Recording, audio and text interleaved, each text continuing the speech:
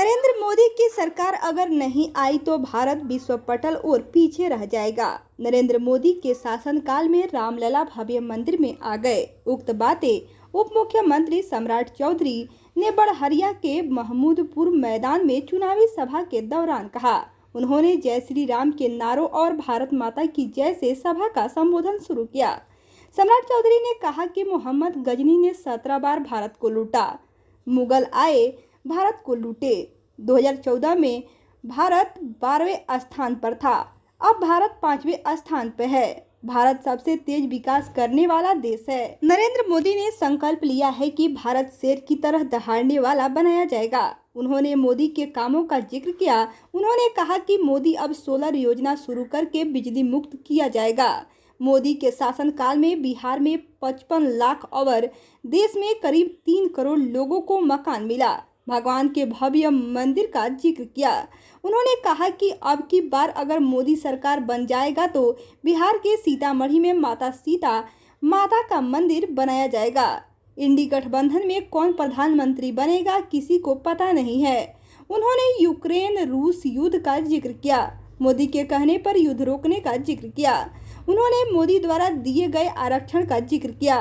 उन्होंने महिला पुलिस कर्मियों की ओर इशारा करते हुए कहा कि अगर नीतीश सरकार में महिलाओं को आरक्षण नहीं मिला होता तो महिलाओं को पुलिस में नौकरी नहीं मिलती। लालू जी के लिए परिवार ही आरक्षण है, परिवार ही बिहार है, सब कुछ बिहार है। उन्होंने कहा लालू की जिस बेटी की फीस सिंगापुर में माफिया ने भरा था वही अब वोट मांग रही है। 4 जून के बाद लालू परिवार बेरोजगार हो जाएगा।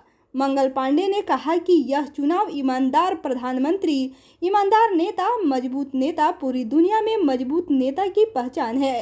पिछले कांग्रेस राज में लूट मची थी। मोदी द्वारा किए गए वादों के पूरा होने का जिक्र किया। भाजपा के शौचालय, आवास, गैस सिलेंडर, मुफ्त बिजली कनेक्शन, किसानों के खातों में रुपए जा रहा है। धारा 370 खत्म किया गया। भगवान राम मंदिर का जिक्र किया। अगर मोदी प्रधानमंत्री न होते तो राम मंदिर नहीं बनता, 370 खत्म नहीं होता।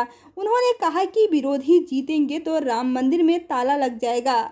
उन्होंने कहा संविधान की दुहाई देने वालों को चेताया और कहा कि इंडी गठबंधन आया तो दलितों और हिंदुओं के आरक्षण को मुसलमानों को दे दिया जाएगा। उन्होंने कहा कि कांग्रेस के लोग अब भाजपा ज्वाइन कर रहे हैं।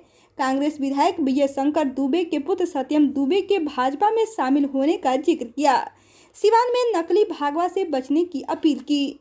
उन्होंने कहा कि सिवान को अशांत करने वाले लोग भागवा गमछा लिए घूम रहे हैं।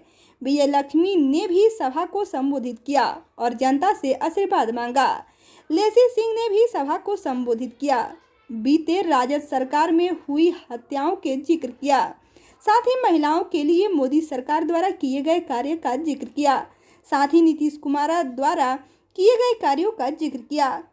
भोक्ता संरक्षण मामलों के मंत्री लेसी सिंह, सांसद संतोष कुशवाहा, कोरिया कोठी देवेशकांत सिंह, अजय सिंह, मुर्तुजा अली कैसर, जिला परिषद चेयरमैन संगीता देवी, पूर्व विधायक श्याम बहादुर सिंह, पूर्व सांसद ओम प्रकाश यादव, पूर्व विधायक रमेश सिंह कुशवाहा, नंद प्रसाद चौहान, माधव सिंह, अनुरंजन मिश्र, एनडीए प्रत्याशी विजय लक्ष्मी कुशवाहा, प्रदीप सिंह, अशरफ अंसारी, महादेव पासवान, भाजपा दक्षिणी के अध्यक्ष अमृत राज, मंच का संचालन भाजपा प्रखंड अध्यक्ष जयप्रकाश गौतम ने किया।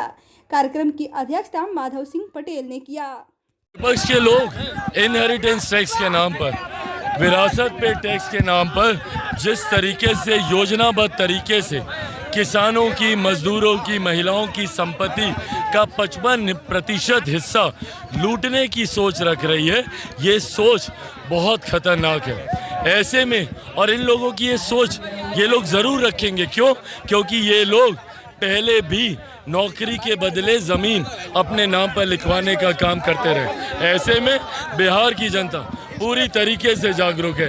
ना इनके भ्रम में फैल रही है, ना इनके डर में ये लोग आ रहे हैं। 40 की 40 सीटें इस बार एनडीए के प्रत्याशी जीतने का काम कर रहे हैं, उसमें कोई संदेह नहीं।